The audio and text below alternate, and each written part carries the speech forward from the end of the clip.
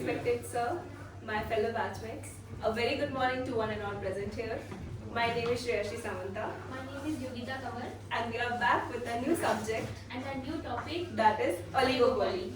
Now before we start this session, I wanted to ask you all a small question कि आप सब ऐसा कोई भी मार्केट के बारे में बता सकते हो या ऐसा कोई प्रोडक्ट के बारे में बता सकते हो जिसमें 2 या 3 ही ब्रांड्स या 2 या 3 ही कंपनी ज़्यादा फेमस है। कोई भी चॉकलेट हो गया, सॉल्ट हो गया, एनीवन एल्स, सॉफ्ट ड्रिंक्स हो गई, नूडल्स कह सकते हैं, कार हो गया। ओके, तो ये सारे एग्जांपल्स अभी आप लोग अपने दिमाग में रखना, आगे बताएंगे। So by end of this session, we will be able to learn about what is oligopoly and its characteristics, its behavior in a firm in an oligopolistic market, their mutual interdependence, their leadership pricing, and the king demand curve. So जो oligopoly term है, आप इससे क्या समझते हैं? कोई बता सकता है?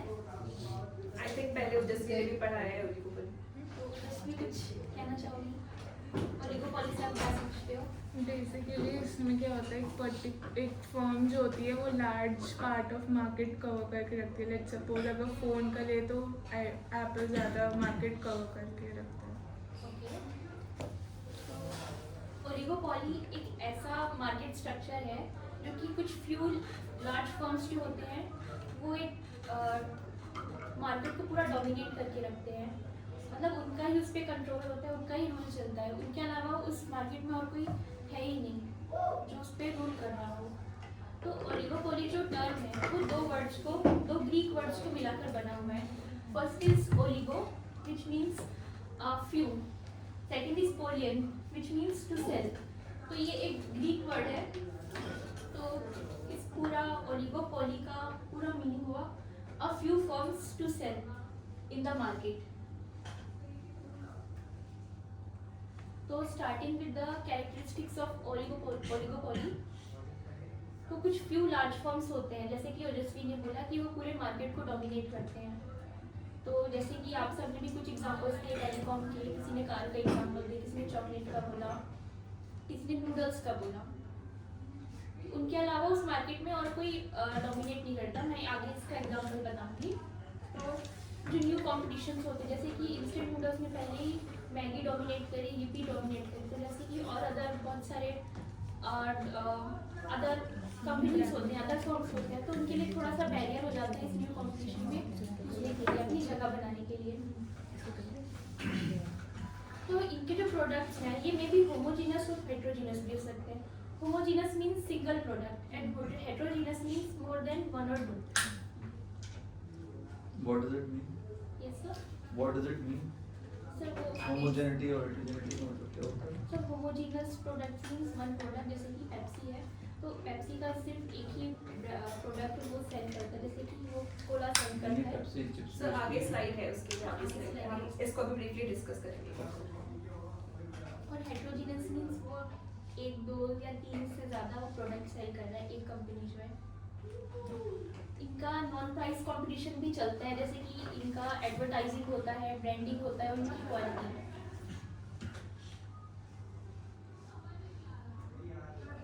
तो जैसे कि फ्यू लार्ज फर्म्स जो डोमिनेट कर रही है पूरे अपने मार्केट में, जैसे कि हम एग्जांपल लेते हैं टेलीकॉम का, तो हमारे माइंड में एक थॉट आता है हमें कभी रिचार्ज कराना है या कोई सिम लेना है, तो हमारे माइंड में एक थॉट आता है कि हमें जियो का लेना है या एयरटेल का लेना है या वोडाफोन का लेना है।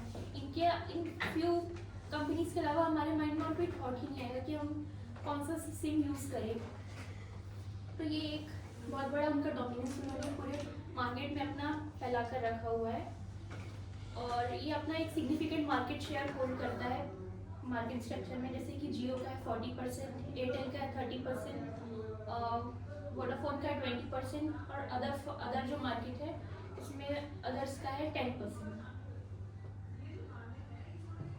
इनका एक एक्शंस दूसरे के एक्शंस में भी डायरेक्टली अफेक्ट करता है। जैसे कि जियो कुछ साल पहले लॉन्च हुआ था तो उसने अपने प्राइसेस थोड़े कम रखे थे, जैसे कि उसने 1 GB data per day launch किया था सेवरल अमाउंट में।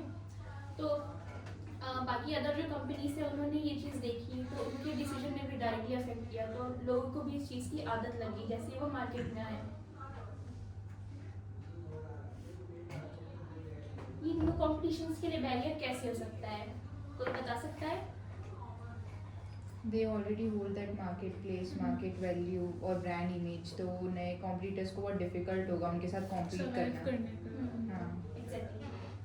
तो हम एग्जांपल के लिए इसमें लेते हैं एयरलाइन कंपनी को, which is Airbus and Boeing. तो एयरबस और बोइंग एक ऐसी कंपनीज हैं जो एयरप्लेन मैन्युफैक्चरिंग कंपनीज है जो पैसेंजर एयरप्लेन्स बनाती है। तो एयरप्लेन मैन्युफैक्चरिंग कंपनीज में जैसे कि ये दोनों अभी बहुत ज़्यादा डोमिनेट कर रही है और इनके अलावा और कोई मतलब उतना ज़्यादा मैन्युफैक्चर कर ही नहीं रहा है, इनसे ज़्यादा कोई प्रोडक्शन कर ही नहीं रहा है। तो जो बाकी अदर इस मार्केट में जो बाकी अदर इनके कॉम्पिटिशन्स हैं तो उनके लिए इस मार्केट में अपनी जगह बनाना और इनके साथ मिलकर अपने अपने प्रोडक्ट्स को और मैन्युफैक्चर करना थोड़ा मुश्किल है। तो उसका स्टार्टअप कॉस्ट जो है उनको बहुत हाई पड़ेगा और जो ब्रांड लॉयल्टी इन्होंने अपनी क्रिएट करके रखी है अपनी एयरलाइन मार्केट में मैन्युफैक्चरिंग के, तो वो लोग जो है जो इनसे अपनी एयरप्लेन्स मैन्युफैक्चर करा रहे हैं वो इनके पास ही आएंगे और किसी के पास नहीं, क्योंकि उन्होंने इनका ट्रस्ट बिल्ड करके रखा हुआ है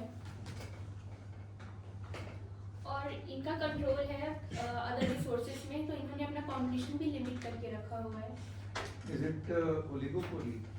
yes sir, it is it's characteristics. What is the exact definition of oligopoly? Sir a few large market segment, Few means how many? 2 to 10 होते हैं 2 to 10 जनरली, 2 से ज़्यादा अगर हो 2 या 2 से ज़्यादा और 10 से कम होने चाहिए, 10 या 10 से 10 से कम। ज़्यादा नहीं हो सकता। अगर दो थे तो उसको क्या बोलते हैं? सर दो को डुओपोली बोलते हैं वैसे तो, लेकिन ओलिगोपोली का भी इसमें आ जाता है क्योंकि 2 से ज़्यादा हो गए तो फिर वो भी oligopoly। Basically जब दो होते हैं तो it is called as duopoly. When it is more than 2 actually, then it is called as oligopoly.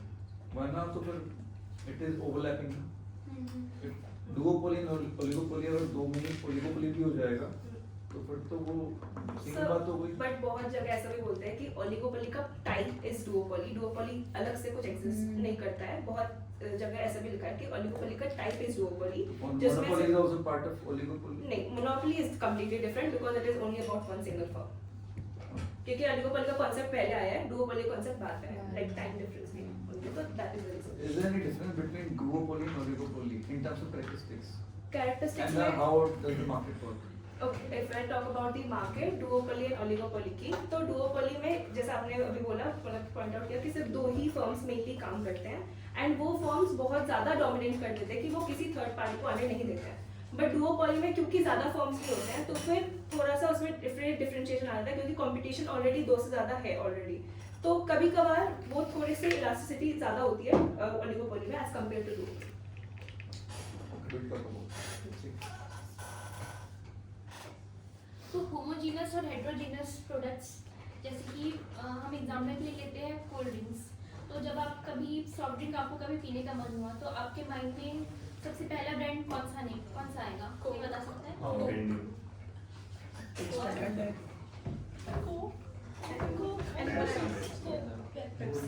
Mountain Dew, Fanta, Thums Yeah. तो होमोजीनस प्रोडक्ट्स ऐसे प्रोडक्ट्स होते हैं जैसे कि एग्जांपल लेते हैं हम पेप्सी का ही। तो पेप्सी जो कंपनी है ये सिर्फ कोला पर ही फोकस करती है, मेनली कोला बनाने में ही इनका फोकस होता है, मैन्युफैक्चरिंग होता है और इसके अलावा पेप्सी का और कोई ऐसा उनका मैन्युफैक्चरिंग नहीं है। तो सेकंड एग्जांपल हम हेट्रोजीनस का लेते हैं कोका कोला का। तो कोका कोला एक ऐसी कंपनी है जो कोका कोला बनाने के अलावा भी और अदर प्रोडक्ट्स बनाती है जैसे कि फेंटा, स्प्राइट, इवन थम्स अप और इवन कोका कोला खुद भी बनाती है। तो ये दोनों में एक मेन डिफरेंस है, इनकी ब्रांडिंग अलग होती है, इनकी क्वालिटी अलग होती है, इनके फीचर्स भी अलग होते हैं, इसके टेस्ट भी अलग होते हैं और अलग अलग जो इनकी प्रोडक्ट्स है लाइक स्प्राइट, फेंटा और कोका कोला इनकी मतलब इनकी डिमांड भी अलग होती है पूरे मार्केट में। Do you think this is correct that Pepsi does not have any range of products like Coca-Cola? You mean to say that कि Coca-Cola में there are variety of products, हाँ वो Pepsi में नहीं है. पेप्सी में नहीं है variety. But Pepsi has all these things. Like there's Fanta है, इसमें सर यहाँ आपका पे Sprite है, आपका Mountain Dew है आपका. इंडिया सेंट्रिक इंडिया है नहीं तो इंडिया में भी there are all options available for Pepsi also and for this also.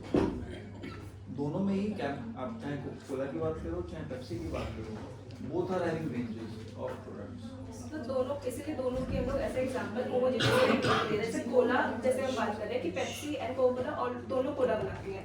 However, heterogeneous product में हम लोग कोका की तरफ इसलिए सेंट्रिक हो रहे हैं बिकॉज इनके ज़्यादा वेल नोन लाइक टाइप्स हैं कोका के एज कम्पेयर टू पेप्सी। तो इसीलिए हम ये कह रहे हैं कि दोनों ऑल्दो सोडा इंडस्ट्री में है बट स्टिल लाइक हेटेरोजेनियस कह सकते हैं इसको कि दोनों सेम कैटेगरी के अलग अलग प्रोडक्ट्स भी बनाते हैं। यही बोल रहे हैं हम भी यही बोल रहे हैं कि पेप्सी के प्रोडक्ट्स होंगे और कोका के बस फोटोज हमने अभी इनकी लगाई। नहीं तो so then we are assuming this thing that it is not like this. Actuality में जो है both are having ranges. Yes. Because they cannot compete with each other if they do not provide the same varieties. Yes, yes. Pepsi is also having the same range. In fact आप देखोगे कि उसका orange flavor है तो उसका भी orange flavor है. Yes, there is. उसका आपका वो flavor है Sprite है तो उसका Mountain Dew है. उसका Grape Coca-Cola है. Yeah, in all the I think ranges they are having exact products. और एक launch करता है तो दूसरा भी launch कर देता है. So in terms of that perspective, they are having maintaining. You can say this thing कि they are having homogeneity in that. When we talk about heterogeneity, because when we talk about PepsiCo, they are having in fact the snacks also. Yes. So it is not only that they are dealing with only drinks, they are having snacks also with that. चलिए ठीक है, proceed. Sir यहाँ particularly हम drinks की बात कर रहे हैं। But the example is not very appropriate, I would say, because it will lead to a wrong direction. That's what I'm saying. Because if you say that Pepsi does not have, in actuality Pepsi is having. We are not saying that's why we are using that same example for both the concepts.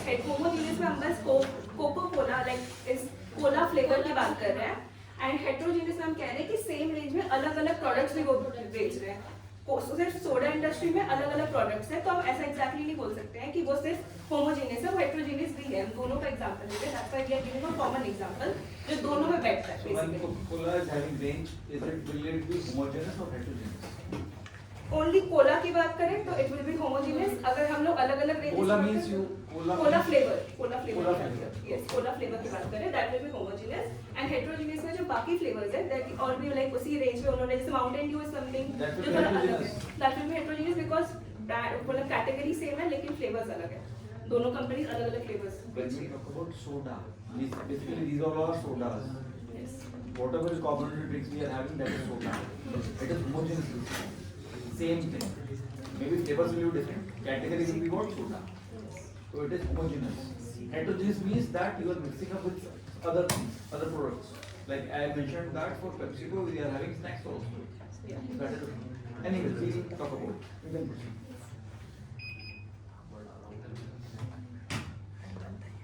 Non price competition भी इनके बीच रहता है, जैसे कि मैंने पहले बताया advertising, branding, marketing. तो एक छोटा सा हम एग्जांपल लेते हैं वीडियो के माध्यम से। टाइड से कहीं बेहतर सफेदी दे।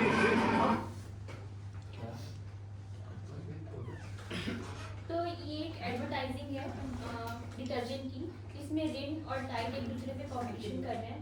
तो इनकी एक स्ट्रेटजी है, इनका एक तरीका है अपने आप को एडवर्टाइज करने का। तो ये रिन जो है टाइड को अपने आप से बेहतर बता रहा है, उसको थोड़ा सा डिग्रेड कर रहा है मतलब खुद से कि मैं ज़्यादा बेटर हूँ उससे। तो उसमें वो बोला गया है कि टाइड से ज़्यादा अच्छी सफाई है रिन, सफाई मतलब सफेदी भी और प्राइस में भी।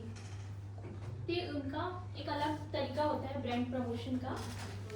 तो इन्होंने अपनी ब्रांड इमेज बना के रखी है पूरे मार्केट में अपनी मतलब जैसे कि इनकी एक टैगलाइन है टाइड की, क्यों चौंक गए क्या, और सर्फ एक्सेल की है जैसे कि दाग अच्छे होते हैं। तो इन्होंने सबके माइंड में ऐसा बैठा कर रखा हुआ है कि हाँ ये हमारी टैगलाइन है, और ये जब भी हम सुनते हैं तो हमारे माइंड में थॉट आता है कि ये इसका ऐड है, ये सर्फ एक्सेल का ऐड है, ये टाइड का ऐड है। तो एक एग्जांपल लेती हूँ सॉफ्ट ड्रिंक का ही, जैसे कि एक अमेरिकन ऐड है। एक लड़का होता है, वो वेंडिंग मशीन में कॉइन डालता है, उसमें से कोका कोला निकलता है। तो वो उसको कोका कोला या पेप्सी निकलता है जो भी, तो वो उसको परचेज करता है, उसको वो नीचे रखता है, फिर वो उस पर चढ़कर दूसरा कॉइन डालता है, फिर उसमें से वो पेप्सी निकालता है, फिर वो उसको लेकर चला जाता है। तो एक तरह से मतलब वो शो कर रहा है कि उसने कोका कोला निकाला, खरीदा, उसके ऊपर पैर रखकर वो चढ़ा, तो उसने कोका कोला को थोड़ा डिग्रेड किया और पेप्सी लेकर वो चला गया अपना इंजॉय करने। तो ये एक उनकी एडवर्टाइजिंग और उनके प्रमोशन का एक टेक्निक है, मतलब उन्होंने थोड़ा यूनिक ऐसा बना कर रखा। ऑल्दो उनकी जो ब्रांड और इमेज है वो लोगों के बीच ऐसी क्रिएट हो रखी है कि जो अगर जिनको जो पसंद है उस कैटेगरी में, जैसे कि कोला में पेप्सी या कोका कोला, तो वो उसमें ही वो अपनी प्रेफर करेंगे। तो जो लॉयल कस्टमर्स हैं, जैसे कि फिर से डिटर्जेंट का ऐड देखते हैं, जैसे कि मुझे सर्फ एक्सेल पसंद है तो मैं सर्फ एक्सेल ही यूज़ करूँगी, चाहे उसका प्राइस बढ़े या घटे। अगर वो 40 रुपीज़ का मिल रहा है या उसने अगर अपनी प्राइस आगे चल के 50 कर दी या 45 कर दी, तो अगर मैं इसकी लॉयल कस्टमर हूँ तो मैं उसको ही चूज़ करूँगी, क्योंकि मुझे उसकी क्वालिटी पसंद है, उसका ब्रांड इमेज उसने अपने मेरे माइंड में क्रिएट करके रखी है, तो मैं उसको ही चूज़ करूँगी हर बार। अच्छा श्रेया, मैंने ओलिगोपॉली मार्केट की कैरेक्टरिस्टिक्स के बारे में तो बात कर ली, तो वो फर्म में कैसे इसका बिहेवियर है उसके बारे में कुछ बताओ।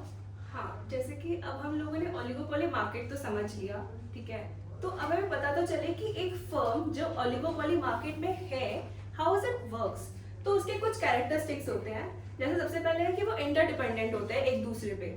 आप सबने होटल में अगर जिन्होंने काम किया, ये होटल इंडस्ट्री वाले जिनको पता है, उनको रेफरल होटल के बारे में तो पता होगा। तो इसमें क्या होता है, बेसिकली एक इंटरडिपेंडेंस भी होती है ना, कि फॉर एग्जांपल अभी दिवाली है, दिवाली के टाइम पे मेरे होटल की ऑक्यूपेंसी फुल है, ठीक है, तो व्हाट आई कैन डू कि मेरा नेबरिंग होटल है या जिसके साथ मैं रेफरल, जिसके साथ मेरा है, तो I can refer my customer, ताकि कस्टमर को भी बुरा ना लगे और वो भी लाइक अपने जो नेबरिंग होटल है उनको हम लोग रेफर कर देते हैं इंटरडिपेंडेंट में। इसके बाद मैं एक और एग्जाम्पल दूंगी मैं। इसके बाद है कोल्यूजन। एनीवन इज अवेयर कि कोल्यूजन का मतलब क्या होता है, इंग्लिश टर्म है कोल्यूजन। एनीवन? कोल्यूजन, कोलैबोरेशन या एक साथ आना, ऐसा कुछ किसी को आइडिया कोल्यूजन का एग्जैक्ट मीनिंग क्या होता है? ओके, मैं हूं ना, बताऊंगी ठीक है। तो कोल्यूजन इज बेसिकली जब कंपनी साथ बैठ के वेरी सीक्रेसी में प्राइसेस सेट करती है किसी भी प्रोडक्ट रेंज के लिए, तो that is collusion. Although fun fact, it is illegal, very illegal, collusion allowed नहीं होता है कहीं भी lawfully. And non price competition, जैसे कि ऑलरेडी योगिता ने बताया है कि कंपनीज अपने ब्रांड से, अपने ब्रांडिंग से, अपने एडवर्टीजमेंट, ब्रांडिंग नेम से, प्रमोशन से अपने आप को प्रमोट करती है। आप लोग सब टीवी तो देखते होंगे, तो आप लोगों ने अभी रिसेंटली देखा होगा कि हायत एंड हिल्टन का बहुत ज्यादा एडवर्टीजमेंट आ रहा है टीवी में। तो बेसिकली ये लोग क्या करने की कोशिश कर रहे हैं, ये अपनी होटल इंडस्ट्री में अपने आप को प्रमोट कर रहे हैं, अपने आप को अपने कॉम्पिटिटर से डिफरेंशिएटेड दिखा रहे हैं। जैसे कि they hired Deepika Padukone as their अभी ब्रांड एम्बेसडर। तो वो अभी ऐसा दिखा रहे हैं कि how luxurious their hotel is and वो कैसे अपने आप को प्रमोट कर रहे हैं, अपने कॉम्पिटिटर से अपने आप को डिफरेंशिएटेड दिखा रहे हैं। And lastly price Wars. हम सबको पता है जिन्होंने शार्क टैंक देखा है कि प्राइस वर्स कैसे कंपनीज एक दूसरे के लिए अपने आप को लीस्ट या ऐसा प्राइस रखती है अपने प्रोडक्ट्स के लिए जिससे वो अपने कंपटीटर्स को टक्कर दे, एंड वो इस तरीके से रखते हैं कि उनके भी कस्टमर्स वो अपनी तरफ खींच लें। इसके बारे में हम डिटेल में बात करते हैं। सबसे पहले कोल्यूजन, क्योंकि जैसे कि मैंने देखा नहीं, इसकी वजह से हमने एक वीडियो डाला है कोल्यूजन का एग्जैक्ट मीनिंग, तो In 1951, several college basketball players from different teams were accused of working together to alter the final score of their game, known as point shaving, and affect betting markets. This is illegal, and several players served time in jail. And one person took them down. Julius Kellogg, a star player from Manhattan College, was offered a bribe if he would participate in the point shaving scheme. He declined and reported it to authorities. This led to the downfall of the collusion scheme. A collusion is an illegal agreement between people or businesses to limit competition in some way, and it's very hard to pull off, whether it's related to point shaving in a sports match or price fixing in a market, such as setting an artificially high price in the market for a good like soda. Because all it takes is one person to dissolve the collusion. And as you can guess, as the number of people involved in the scheme increases, it's harder to collude on anything. Most of the time, you get caught, or the effort unravels because someone refuses to cooperate. तो जैसा कि हमने इस video में देखा, it was beautifully show कि कैसे तीन बास्केटबॉल प्लेयर्स साथ में बैठते हैं तो वो बेसिकली स्ट्रैटेजीज अपनाते हैं। ऑल्दो वो अलग अलग टीम के हैं बट वो लोग स्ट्रैटेजीज अपना रहे हैं एक पर्टिकुलर टीम या उस गेम के लिए कि कैसे वो अलग अलग स्ट्रैटेजीज यूज करके उस गेम को जीत जाएंगे। देन एक फोर्थ पार्टी मतलब एक फोर्थ प्लेयर को उन्होंने बुलाया but that fourth player was not interested, जिसकी वजह से उन्होंने क्या किया, उसने कंप्लेन कर दी and it was completely illegal. जैसे गेम सेटिंग हम लोगों ने देखा है ना, क्रिकेट में होता है इसमें, तो दिस इज कम्प्लीटली इलीगल। तो सिमिलरली कलूजन में भी जैसे वो लोग क्या करते हैं, वो वेरी सीक्रेसी में, ऑल्दो ऐसा मतलब किसी कंपनी का रिवील नहीं हुआ है, but let's take an example of airlines. मुझे दिल्ली से लखनऊ ट्रैवल करना है because I studied in IHM Lucknow. तो वहाँ पे हम लोग आई यूज टू पे, अगर फ्लाइट से जाती थी I used to pay around 3000 to 4000 rupees from Delhi to Lucknow as an average, ठीक है। तो हर एक फ्लाइट का प्राइस इतने में ही कैसे आ रहा है, लाइक कुछ तो या तो उन्होंने सेम साथ एक साथ बैठ के उन्होंने वो किया है, प्राइस सेट किया है, और या तो वो एक दूसरे का देख के कर रहे हैं। तो ये ऐसा करते क्यों है, ऐसा क्यों कर रहे हैं कि वो लोग सेम प्राइस रेंज में आना क्यों चाह रहे हैं, ताकि वो चाहते हैं कि वो अपना प्रॉफिट मार्जिन मेंटेन रखें। हो सकता है कि किसी फ्लाइट वाले ने अपना प्राइस कम कर लिया हो तो सारे कस्टमर तो उनकी तरफ अट्रैक्ट हो जाएंगे ना, वो तो बाकी फ्लाइट्स वालों को नहीं देंगे अपना पैसा। तो इससे क्या होता है, कंपटीशन भी रिड्यूस हो जाता है एंड प्रॉफिट बहुत ज्यादा मैक्सिमाइज हो जाता है। सारे जितने भी लोग बैठ रहे हैं साथ में बात कर रहे हैं उन सबके लिए वो प्रॉफिट मैक्सिमाइजेशन हो जाता है। देन प्राइस वॉर्स की जैसे मैं बात कर रही थी कि क्यों इतना इंपॉर्टेंट है, बिकॉज कंपनी अगर कस्टमर पॉइंट ऑफ व्यू से देखें, customer is always going after जो चीज सस्ता और टिकाऊ हो ऑनेस्टली। तो दिस इज प्राइस वॉर यहाँ पे कैसे इफेक्ट करता है कि एक company will try to obtain maximum amount of profit अपने प्रोडक्ट में, प्लस प्राइस को इतना कम कर दे कि वो कस्टमर एक्सेप्टेबल हो, क्योंकि वो अपने प्राइस को इसलिए इतना रिड्यूस कर देते हैं ताकि वो कस्टमर को भी अट्रैक्ट कर ले और अपना मार्केट शेयर बढ़ाएगा। जैसे हम लोगों ने बचपन से देखा होगा वो चिप्स का लेस का पैकेट, ठीक है, 20 रुपीज। मैं 21 साल की, मैंने 21 साल में देखा है कि 20 रुपए का पैकेट आज के दिन भी मिलता है लेस का। तो वो अपने पैकेट्स को अभी भी मेंटेन करते हैं, वो सिंगल शेयर का पैकेट, सिंगल सर्व का पैकेट, क्योंकि दे नो कि जो किड्स हैं या जो चिल्ड्रन है they won't be able to finish बड़े पैकेट्स या पार्टी पैकेट्स। तो वो अपने 20 रुपए के जो कस्टमर्स हैं उनको लूज नहीं करना चाह रहे हैं एंड वो आज तक टिल डेट वो मेंटेन करके रख रहे हैं अपना उसको। और उस इंडस्ट्री में लाइक वो आपस में ही वो कर रहे हैं कि पहले 20 का पैकेट आया, अब 10 रुपए का पैकेट आता है, उससे पहले 5 रुपए का आता था। तो दिस इज कि वो अपना प्राइस को मिनिमम अमाउंट कम करना चाह रहे हैं ताकि वो मैक्सिमम अमाउंट ऑफ कस्टमर को अट्रैक्ट कर सके अपनी तरफ, और ये कॉम्पिटिशन भी ऑब्वियसली बहुत ज्यादा होता है। देन म्यूचुअल इंटरडिपेंडेंस, जैसे कि मैंने स्टार्टिंग में ही बताया था, ऑल्दो ये concept is given by Antoine Augustin Cournot. So he is basically a French philosopher and मतलब वो मैथमेटिशियन थे। तो उन्होंने अंडरस्टैंड किया ऑलिगोपोली मार्केट को, उन्होंने स्टडी किया and he got to know कि कैसे एक कंपनी, ऑलिगोपोली वैसे तो लाइक जैसे हम स्टार्टिंग में बता रहे हैं कि फ्यू फर्म्स का होता है, तो वो देख रहे थे कि कैसे एक कंपनी दूसरी कंपनी में इंटरडिपेंडेंट भी है। उन्होंने इस चीज को स्टडी किया और उसके लिए बताया कि कैसे इंटरडिपेंडेंसी बहुत एक मेजर एस्पेक्ट है, एक मेजर बिहेवियर है फर्म का, कैसे कि वो एक कंपनी दूसरे कंपनी से बहुत ज्यादा रिलेट कर गया। जैसे 20 रुपीज का अगेन लेस के पैकेट में आता है, तो 20 रुपए का जो पैकेट आ रहा है ऐसा जरूरी नहीं है सिर्फ लेस का ही आ रहा है, धीरे धीरे कुरकुरे ने भी वो अडॉप्ट किया। बट ऐसा कैसे हुआ कि पहले एक कंपनी ने किया, दूसरी कंपनी एक काइंड ऑफ डिपेंडेंट हो गया अपने डिसीजन मेकिंग के लिए कि हाँ अगर इन्होंने निकाल लिया तो हमें भी तो 20 का पैकेट निकालना पड़ेगा। तो उन्होंने भी डिसीजन लिया कि ठीक है हम लोग पहले बड़ा पैक निकाल रहे थे बट अब सेकंड छोटा पैक भी निकालना पड़ेगा हमें, ठीक है। तो एंड ये मार्केट अनसर्टेनिटी को भी निकालता है, बिकॉज ऑब्वियसली जैसे Amazon एंड फ्लिपकार्ट पे भी बिग बिलियन डेज चल रहा है, राइट। तो Amazon में ग्रेट इंडियन सेल चलता है, फ्लिपकार्ट में बिग बिलियन डेज चलता है। तो इमेजिन करो अगर Amazon अपना ग्रेट इंडियन सेल निकाल रहा है एंड फ्लिपकार्ट ऐसा नहीं करता है, तो मे बी वो अपने सारे कस्टमर्स को लूज कर देगा, जिसकी वजह से लाइक उसके लिए बहुत लाइक मार्केट में भी ऐसा हो जाएगा। थोड़ा सा ऐसा जरूरी नहीं है कि इस बार ये Amazon के पास 200 कस्टमर है तो अगले साल भी 200 ही आएंगे, हो सकता है कि 400 आ जाए। तो उस पर डिपेंड करता है कि वो कितना % ऑफ दे रहे हैं पर प्रोडक्ट पे। तो इसकी वजह से अगेन अगर इंटरडिपेंडेंस पे आ गए कि इस साल Amazon ने ज्यादा ऑफ दिया, अगले साल फ्लिपकार्ट ज्यादा ऑफ देगा, तो उसमें मार्केट को प्रेडिक्ट करना बहुत मुश्किल होता है कि इस बार ज्यादा सेल किसकी होगी एंड मार्केट किसकी तरफ ज्यादा लाइक ज्यादा उसकी तरफ अट्रैक्टेड होगा, डिक्लाइन होगा। नाउ लीडरशिप क्राइसिस हो गया था। तो लीडरशिप प्राइसिंग मतलब जैसे कि हम एग्जांपल लेते हैं वाटर बॉटल कंपनीज का, तो इसमें जैसे कि देख सकते हैं मिल्टन है, प्रेस्टीज है, बोरोसिल है और सेलो है। तो मिल्टन जो है मीन्स अभी थोड़ा सा एग्जांपल के लिए लेते हैं कि डोमिनेट कर रहा है इस पूरे वाटर बॉटल मार्केट को। तो जैसे कि मिल्टन का 1 लीटर का बॉटल का प्राइस होता है 1000 से लेकर 1200 के बीच में।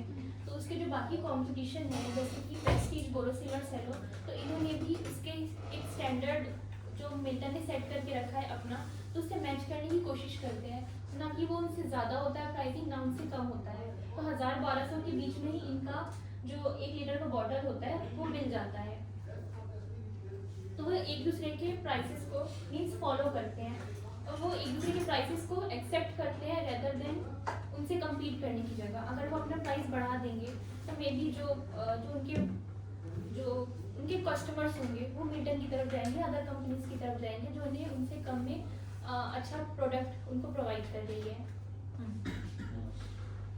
Now comes the highlight of the day, King demand curve. क्यों? क्योंकि it is a very important topic in terms of oligopoly. So for this topic I will request you all कि आप अपना attention इस तरफ दो थोड़ा सा। King demand curve को समझने के लिए first we need to understand कि demand curve क्या होता है, फिर तो हमको पता चलेगा कि ठीक है King की क्या होता है सब। तो डिमांड कर्व ऑल्दो पहले सृष्टि ने और सावरी ने समझाया कि डिमांड कर्व क्या होता है, but let me explain again. Demand curve जैसे कि आप सबको पता है कि जब भी किसी भी मार्केट में किसी भी चीज़ का प्राइस कम हो जाता है तो डिमांड बढ़ जाता है। जैसे अभी मैं फ्लिपकार्ट का अमेजोन का मतलब एग्जाम्पल ले रही थी कि मेरे को याद है शायद सत्यम को एंड सावरी को लैपटॉप लेना है, तो दे गाइस मतलब जो मार्केट है जैसे ऐसे पीपल है they are waiting for offers ताकि उस टाइम में वो परचेज कर सके। तो जैसे हमारी क्लास में सिर्फ 2 जन है, तो इमेजिन कि एक कंट्री में कितने लोग होंगे जो अपने एक पर्टिकुलर दिवाली ऑफर का या किसी भी फेस्टिव ऑफर का वेट कर रहे होंगे। तो इस टाइम पे मार्केट कहती है कि जब प्राइस किसी भी चीज की कम हो जाती है तो डिमांड ऑटोमेटिकली बढ़ जाती है। अब ग्राफिकल रिप्रेजेंटेशन देखिए, कोई भी ब्रांड नेम बताओ, कोई भी पर्टिकुलर, कोई भी आप में से। हाँ, LG, ठीक है, LG का एग्जांपल ले रहे हैं और यहाँ पे हम मार्केट देख रहे हैं, ठीक है। यहाँ पे LG एक सिर्फ ब्रांड का हम एग्जांपल ले रहे हैं। फॉर एग्जांपल LG पहले अपना 10 रुपीज का, ऑल्दो वेरी सस्ता मैं बता रही हूँ, अपने 10 रुपीज का एक टीवी बेचता था, ठीक है। तो उस टाइम पे it was able to sell 15 TVs a day, ठीक है। अगेन जब अपना तो LG ने देखा कि उनका तो अच्छा प्रॉफिट हो रहा है तो they can increase the price, तो उन्होंने अपना प्राइस इंक्रीज किया। LG के साथ साथ बाकी ने भी किया। तो उन्होंने देखा जब वो 20 रुपए का बेच रहे थे तो they were only able to sell 10 वो टीवीज। देन नेक्स्ट उन्होंने फिर देखा कि अरे हमारा तो प्रॉफिट आ रहा है, ठीक है, और प्राइस बढ़ाते हैं थोड़ा सा, तो उन्होंने 30 रुपीज कर दिया and then they were only able to sell 5 TVs. तो इन डॉट्स को कवर करके ये जो डिमांड हमने देखी कि ये गिर गई, डिमांड बढ़ी नहीं, गिर गई। क्यों? क्योंकि यहाँ पे जो पहले जो डिमांड थी वो यहाँ पे थी एंड देन यहाँ से 30 रुपीज से जब उन्होंने वो किया कि जब बढ़ा दिया तो डिमांड क्या होगी, गिर गई ना, क्योंकि ऑब्वियसली उस टाइम पे। तो ये जो कर्व आया डिमांड को, ये जो कर्व जिसको हम लोग यहाँ पे देख रहे हैं, this is known as demand curve, जो कहता है when there is decrease in price then there will be increase in demand and when there will be increase in price then there will be decrease in demand। अब इस curve पे अगर हम लोग देखते कोई फोल्ड आ जाए, जैसे कि यहाँ पे भी बना हुआ है, तो इस कर्व पे यहाँ पे जैसे फॉर एग्जांपल लेते हैं 20 वाला कि यहाँ पे एक फोल्ड आया है, ठीक है। आप लोग जो साइंस स्टूडेंट वाले हो उनको पता होगा कि थर्मोमीटर में भी होता है किंक, एक फोल्ड होता है, तो उस फोल्ड को हम कहते हैं किंक। यानी कि डिमांड कर्व पे जब फोल्ड आ जाता है एक पर्टिकुलर पॉइंट पे, इसको हम कहते हैं किंग, ठीक है। अब हम समझाते हैं कि इसमें क्या है, ठीक है। तो किंग डिमांड तब होता है जब अचानक से मार्केट में फ्लक्चुएशन आ जाए डिमांड में, या तो डिमांड अचानक से बहुत बढ़ जाए या तो अचानक से एकदम बढ़ते बढ़ते बढ़ते अचानक से गिर जाए। तो ऐसे जब ग्राफ ऐसे रिप्रेजेंटेशन है कि डिमांड पहले स्टेबल थी बट अचानक से गिर गई, तो एक फोल्ड आया ग्राफ में, इस ग्राफ में जो फोल्ड रहता है इसको किंग डिमांड कहते हैं। अब नेक्स्ट ओलिगोपोली में हम लोग कहते हैं कि ओलिगोपोली स्टेट्स कि जब किसी भी पर्टिकुलर फर्म की अगर हम बात करें, फर्म में एक फर्म फॉर एग्जांपल LG आपने बोला, तो LG का अगर प्राइस अपना बढ़ा रहा है, ऐसा जरूरी नहीं है कि बाकी फर्म्स जैसे कि सैमसंग हो गया, या कोई और एग्जांपल दो सैमसंग के अलावा। हाँ HP नहीं, सेम कैटेगरी में जैसे सैमसंग हो गया या कोई भी अदर फर्म है, तो अगर LG अपना प्राइस बढ़ा रहा है, ऐसे दैट इज नॉट रिक्वायर्ड कि सैमसंग भी अपना प्राइस बढ़ाए। There is a reason why, because अगर फॉर एग्जांपल अगर LG अपना प्राइस बढ़ा रहा है तो Samsung will not raise the price. Reason कि उनको पता है कि अगर उन्होंने प्राइस बढ़ाया तो there will be a chance कि जो लोग लाइक LG के जो परचेजर थे, जो बायर्स थे उनके, तो उनको मे बी वो जो कस्टमर्स है वो हमारे पास आ जाए। तो दैट इज द रीजन कि यहाँ पे अगर हम लोग इसको ABCD नाम दें, इस वाले पार्ट को हम लोग इनइलास्टिक कहते हैं। क्यों? क्योंकि जैसा कि हमें सर ने भी पढ़ाया था, इनइलास्टिक हैपेंस व्हेन प्राइस जो है वो मतलब प्राइस में चेंज है बट डिमांड में कोई फ्लक्चुएशन नहीं है। ये कौन सी सिचुएशन में होता है? जब कोई प्राइस में जब चेंज होता है तो डिमांड में कोई फ्लक्चुएशन नहीं दिखता है। ऐसा रीजन इसलिए होता है जब जैसे फॉर एग्जांपल LG ने अपना प्राइस कम कर दिया तो बाकी कंपनीज भी अपना प्राइस कम कर देंगे उसका, क्योंकि उनको पता है कि अगर LG के पास 20 कस्टमर थे एंड सैमसंग के पास ही 20 कस्टमर है, तो LG विल नेवर वांट या सैमसंग विल नेवर वांट कि हमारे 20 कस्टमर भी उनके पास जाके 40 बन जाए और उनका प्रॉफिट बन जाए और वो लोग भी बड़े फर्म बन जाए। That is the reason why ऐसे केस में हमेशा इनइलास्टिक हो जाता है। क्यों? क्योंकि एक कंपनी अगर अपना प्राइस कम करती है तो दूसरी कंपनीज भी अपना प्राइस कम कर देती है in a fear of losing customers. However जब एक कंपनी अपना प्राइस बढ़ाती है, ठीक है, तो बाकी फर्म्स अपना प्राइस नहीं बढ़ाएंगी, क्योंकि उनको पता है कि अगर इसने अपना प्राइस बढ़ाया है तो उनके कस्टमर्स हमारे पास आ जाएंगे, तो we will be in a more profitable situation. तो A to B को हम कह सकते हैं इलास्टिक, जैसे कि यहाँ पे है, एंड B to C को हम कह सकते हैं कि ये इनइलास्टिक है, जहाँ पे हमारे कस्टमर्स भी हम लोगों ने मतलब हमारा अभी भी कोई चेंज नहीं आया, मार्केट में कोई फ्लक्चुएशन नहीं आया, बिकॉज सबने अपने प्राइस कमा दिए हैं। हाउएवर जब प्राइस बढ़ा दे रहे हैं तो वो इलास्टिसिटी हो जा रहा है, क्योंकि डिमांड में फ्लक्चुएशन आया कि एक कंपनी से दूसरे कंपनी में सारे कस्टमर्स चले गए। I hope that's clear. Now this king demand concept की अगर हम बात करें, ये सबसे पहले पॉल स्वीजी ने 1939 में निकाला था। उन्होंने कैसे निकाला बताते हैं हम, कि सबसे पहले किंग डिमांड का जो वो था वो प्राइस रिजिडिटी को पढ़ रहे थे। वो जब ओलिगोपोलिस्टिक मार्केट को, ऐसा मार्केट जहाँ पे मल्टीपल फर्म्स काम कर रहे हैं, वहां पे जब वो उसको स्टडी कर रहे थे तो उनको पता चला कि कैसे प्राइस रिजिडिटी एक कॉन्सेप्ट है जो किंग डिमांड कर्व में आता है। कैसे? क्योंकि उन्होंने देखा कि वही अगेन जब मैं बता रही थी कि when a firm raise its price, एक फर्म अपने कंपनी का प्राइस बढ़ा रहा है। मैगी ने जब अपना प्राइस अचानक से बढ़ा दिया था 40, पहले 20 रुपीज का भी एक बीच में पैकेट आ गया था, अब वो ऑल्दो इतना ज्यादा फेमस नहीं है, अब still they back to 12 and 14 rupee packet, क्योंकि उनको पता चला कि अपना प्राइस बढ़ा दिया, but UP never followed. UP ने अपना प्राइस सेम रखा, क्योंकि उनको पता है कि मे बी मैगी के जो कस्टमर्स हैं वो यूपी में वापस आ जाएंगे, ठीक है। तो राइवल्स डू नॉट फॉलो या competitors do not follow. However अगर एक फर्म अपने प्राइस को लो कर देता है, पहले यूपी का हमेशा मतलब फैमिली पैक आता था, बट जब मैगी ने अपना सिंगल सर्व पैक निकाला तो यूपी फॉलोड। यूपी ने भी अपना सिंगल प्राइस पैक लाना स्टार्ट कर दिया, सिंगल सर्व पैक लाना स्टार्ट कर दिया। क्यों? क्योंकि उनको पता है कि सिंगल सर्व के चक्कर में ऐसा ना हो कि हमारे कस्टमर्स भी मैगी के पास चले जाए वापस। तो ऐसे केस में वो उसको मैच करते हैं, जिससे डिमांड जो है वो सेम रहे। इस कॉन्सेप्ट को हम कहते हैं प्राइस रिजिडिटी। इस बढ़ावा मतलब कम होने के चक्कर में कंपनीज, ओलिगोपोलिस्टिक जो फर्म्स होती हैं, they do not instantly change their prices, क्योंकि उनको पता है कि अचानक से अगर ऐसा डाउन या मतलब अप डाउन करेंगे तो फिर there will be a disaster market में, क्योंकि अचानक से ऐसा करेंगे तो कस्टमर्स भी एक टाइम के बाद वो फ्लक्चुएट कर जाएंगे कि भाई कौन से में जाना है। अगर अचानक से कल बोले एप्पल बोले कि नहीं हम लोग अपना 1 लाख का फोन अब 50,000 रुपए बेच रहे हैं, तो कस्टमर भी कंफ्यूज हो जाएगा कि भाई मैं तो सैमसंग की तरफ अट्रैक्टेड था, नाउ अब ये भी कह रहे हैं, अब मैं क्या करूं। तो ऐसे केस में ओलिगोपोलिस्टिक मार्केट में स्टेबिलिटी रहती है प्राइस को लेके, जिसे हम प्राइस रिजिडिटी कहते हैं। Now there is an activity. तो आप में से कोई मुझे एग्जांपल दे सकते हैं कि ओलिगोपोली के अंदर कौन सी ऐसी कंपनीज और ब्रांड्स इसके अंदर आते हैं? कोई भी ब्रांड नेम्स अभी तक तो हाँ, टाटा जो हमने बोल दिया, उसके अलावा Toyota car company, yes, Coca-Cola. Zomato, Swiggy, yes, Coca Cola, Coca Cola हमने कवर कर लिया, एनीथिंग एल्स, Blinkit. ब्लिंकिट, हाँ, नेस्ले, जेप्टो इज देयर, ठीक है, खुद कॉमर्स में आ जाता है वो chicken. So you all are right. You are absolutely right. Now we will be very happy to answer any questions related to any topic that we have collected. Anyone? Sir? I will ask questions. Okay. Thank you. Thank you.